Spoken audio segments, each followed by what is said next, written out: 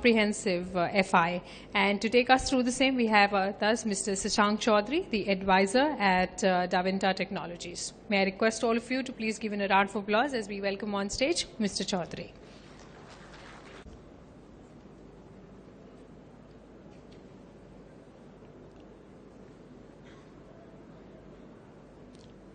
Good afternoon. Sarve bhavantu sukhina, sarve santu niramaya.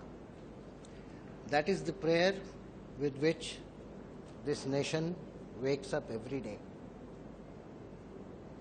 And the moment we step out of the prayer, we find several gaps in the lives of millions of people in achieving that sukh and that swasth.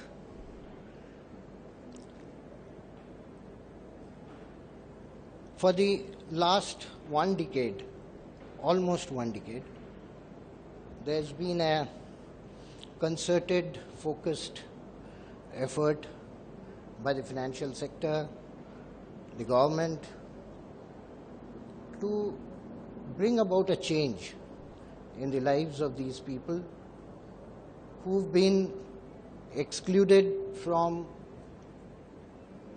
using the banking system by virtue of multiple reasons, their remoteness, their illiteracy, and many other. So what we have done in the last 10 years, we are majorly focused in providing basic banking to these people, opening savings bank accounts, deposits, withdrawals, fund transfer, to some extent some recurring deposit, OD or FD pensions, linkages with NPCI, linkage with UIDAI. These have been good attempts, necessary attempts, well achieved. But is that all? Does that really include the person? So what would be a comprehensive FI? I mean, if that inclusion has to be comprehensive, what exactly constitutes that comprehensive FI? We certainly need to ride on technology to be able to reach those places, and applications which support the realization of the objectives of the erstwhile efforts that have been made, Prime Minister Jan Dhan Yojana alignment, eKYC, banking services, and we also need credit linkage for individuals and groups. We need to ensure a uniform customer experience across all channels of service delivery, agent-based banking, mobile wallet, mobile POS, internet banking, ATM. Now at this juncture, I would like to point out that when we talk of inclusion, or for that matter, opposite of exclusion, there are basically 2 types of exclusions which happen. One is the exclusion of the individual, of the citizen, of the people. The other is the exclusion of the location. A person who is included into the system but visits a place or resides in a place which is excluded from the system is practically excluded from availing the services altogether. So there has to be an effort to bridge the gap of people's exclusion as well as locations exclusion. Now, there's been many discussions about why mobile banking and why mobile banking is not taking off. Now, if you look at it, it is only mobile banking which can actually take away the exclusion of locations. That's what precisely, there's no bank out here, but I'm quite sure that if I want to transfer a bit of money to you, I would be able to do it right here. So this location gets included by virtue of mobile banking. So, but somehow the availability of the data bandwidth in the locations which are typically difficult has remained out of reach. The data bandwidth is one of the main technological planks on which there can be a success of inclusion.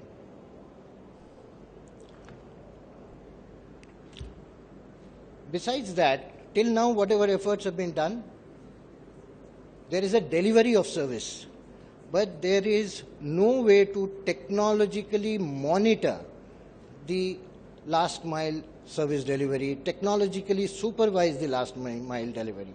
So, going forward, to create a livelihood orientation, the last mile application needs to have a platform for data-driven livelihood financing, which will greatly, it's a bank-facing activity, and leads to informed and transparent credit decisions. As such, the current applications which are there for financial inclusion in the remote areas do not address the credit needs of the people. The credit needs still remain captive to the branches of the banks rather than the outlets through which the banks roll out their other services, the liability side services. Platform for managing the livelihood cycle. The entire objective of inclusion should be create more livelihood for the people, and until the livelihood requirements are addressed, no banking can get a proper, I should say, result of the efforts of doing any credit in those areas. A unified collection management system giving efficiency, accuracy, and transparency. And of course, the utilization of funds, the creation of assets, the incremental income, all this need to be monitored and supervised technologically, and in such a way that if there is any diversion, there is a timely remedy for that. So what are the pillars for achieving comprehensive FI? It will be a technology platform in which there will be ease of use. When I talk of ease of use, it's not just the ease of use of the person who is using the user interface. It's the ease of use by the banks who can easily get the required changes as per business requirement done quickly, which is not happening today. The application has to be very reliable and robust, and it has to be device agnostic. You know, very surprisingly, there was a wave of common BC RFPs in the 2012-13 kind of time. At that time, some banks who had deployed the devices like POS machines, when they became subject of the common BC RFP, they had a problem because the new service provider under the common BC RFP was giving the solution on a different device. So the end last mile agent was required to give a fresh set of investments to remain in business. Now this is something which is very painful. It takes a lot of effort to create a network of agents, and once that network comes up, to ask them repeatedly to change their investment patterns based on the changed requirements of an interim service provider is very, very harmful for the initiative altogether. So you need very sturdy field partners, most likely community-based organizations, who have the monetary strength to give pre-stabilization financial help for logistic support, connect to mainstream financial institutions for sustainable development. And there has to be a very appropriate program management which needs to be realistic with defined ownership. Each deliverable in the program must be owned and clearly defined. For future, the role of technology for this would be to facilitate savings, credit, value-added services, payments, micro-pension, micro-insurance. It should create a less cash environment in rural areas, aligning with the PM's Digital India campaign. And technology with banks' offerings of products and services can solve existing FI challenges such as dormant accounts and FIBC model sustainability. This is a view of what the target functional architecture could be. There could be financial inclusion, community-based organization, and mobile payments. Underlying that would be the foundation modules of terminal management, entity management, etc., and integration modules for various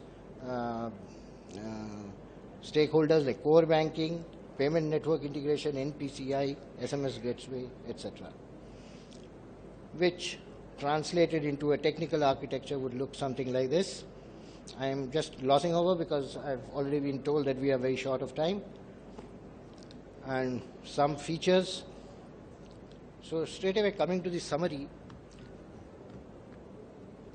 we need to promote mobile banking payments not only in the urban area but also in the rural area, and more in the rural area.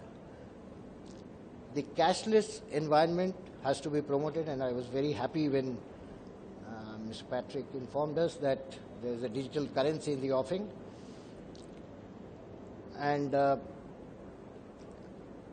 simultaneous offering of savings and credit products is, I think, a great necessity, unless the people see a livelihood objective behind their financial activities or financial savings activities or banking activities in the rural areas. I don't think there will be a proper engagement with the banking system itself. Thank you. Thank you very much.